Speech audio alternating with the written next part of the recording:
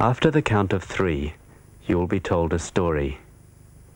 You'll hear a man's voice and see a woman's face. The guy who was the group scout leader at the GSL, a guy called Skip, came up and had a chat to me and asked me about what I'd been doing, because he remembered me from when I'd been a cub, you see. And I thought, oh, it's good, I quite like this, you know, this is all right.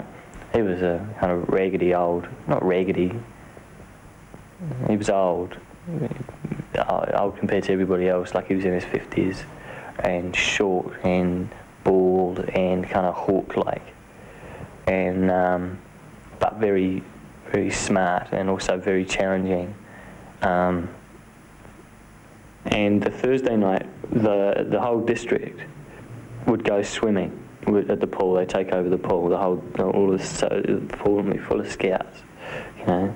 And every Thursday night I went to do this. And I'm not a great swimmer. I don't really enjoy the swimming terribly much. But what it did mean was that I would go to Skip's house, which is on the way to the pool, wait for Skip, and then Skip and I would walk to the pool together, and we'd talk about all sorts, you know. It was like, he was a real mentor figure. And, I mean, I just knew nothing, I knew it was all like I was like a blank canvas for him to write on. And I was probably about 13 by this stage, and one night we got back to his house after the swim, and he said, oh, I want to show you something. Oh, yeah, what?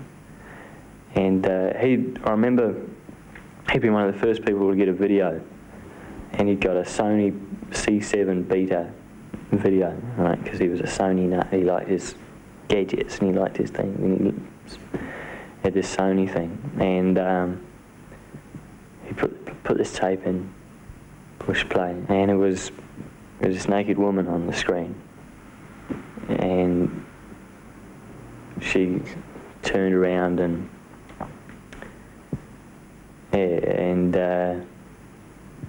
she went over to the bed, took this guy's dick in her mouth, started going for it, and I was like, fucking unbelievable. You know, it was just a revelation. And he said, what do you think of that? I went, I don't know. And he said, well, look, you can come in on Sunday morning, you can watch the rest of it.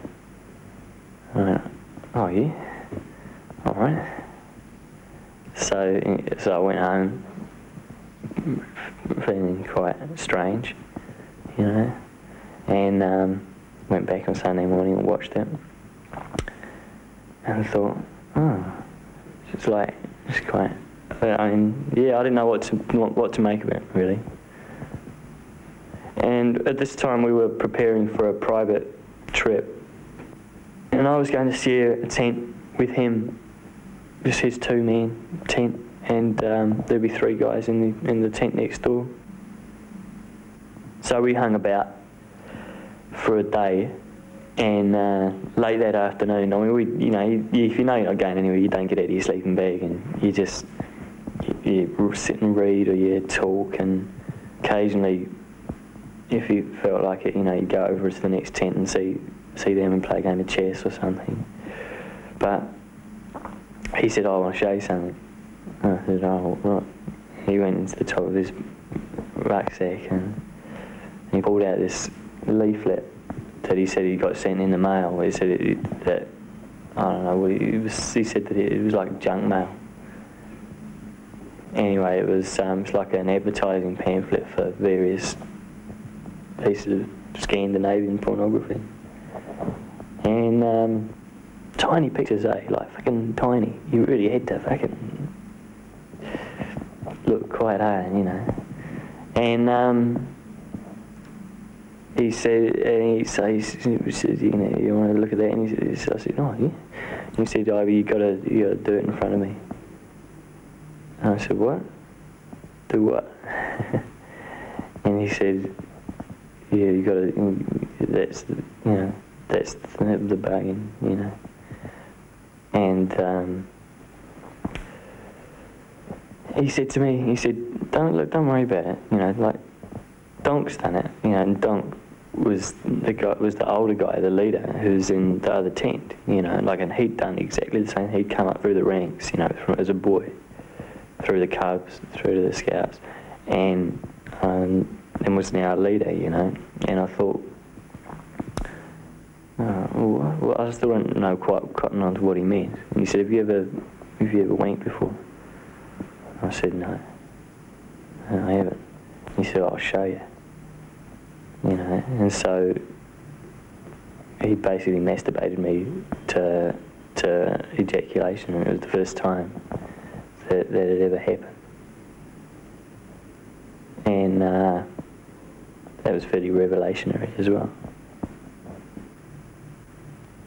And so we finished that trip, and it became quite a regular thing, was that he would either watch me while I was watching videos on his machine, or he would do me first. And that lasted for about 18 months. And then it all stopped. He just stopped inviting me round and stopped. I just didn't see him outside of troop, basically. And I was quite thrown by this. You know, I'd been used to the attention. I'd risen up through the ranks, and I was a patrol leader, and I had responsibilities. And I felt like I'd been dumped, basically, because there were younger boys, you know. There were younger boys coming up who were getting all the attention and who were being groomed in the same way. What happened was sexual abuse, and it's mental abuse. You know, what he did was made me fall in love with him. And then he abused that trust. He abused...